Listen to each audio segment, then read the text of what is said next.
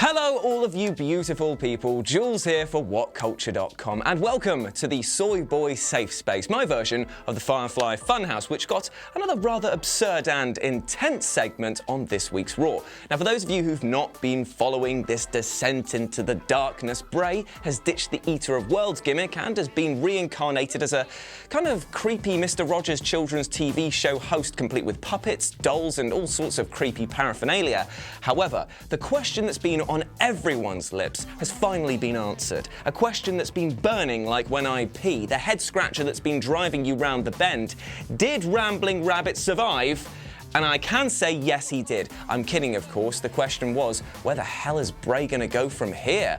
Well, the answer, apparently, is that he's going to go to the circus and end up joining Slipknot. Yeah, as he's debuted a new look, which one can only assume is going to be his new in-ring persona. He's introduced this new look by explaining that he had a dark secret within us to show us all, and he'd managed to harness the darkness inside him for the first time in his life, and yowie wowie, was it a terrifying secret. He looks absolutely horrifying.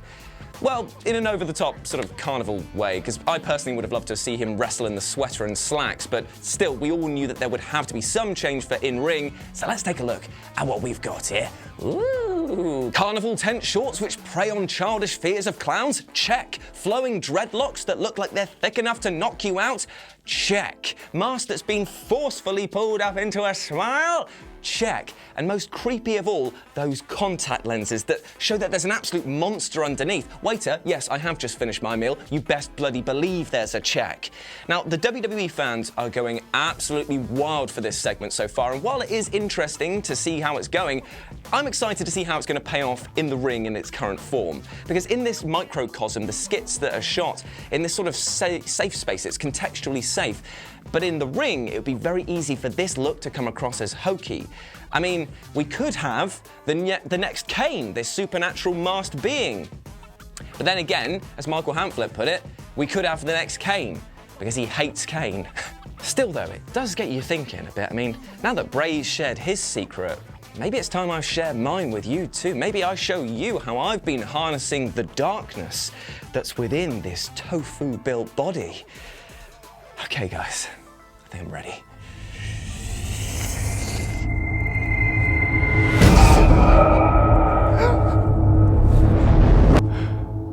All right, Chuck. And there we go, those were my thoughts on Bray Wyatt's new look. Let me know what you think about it down in the comment section below. But before you go, in the spirit of Mental Health Awareness Week, I hope you, whatever you are getting up to today, whatever your walk of life, I hope that you find happiness, success, and love, because you deserve all bloody three. And if you're struggling with all of those, then don't worry about it. It's okay to take a break and step back and reappropriate things and make sure that you are taking care of yourself as best you possibly can. And if you need help, there is no shame in asking others for support. Trust me, people care way more than you might realize. Just speak to somebody, please.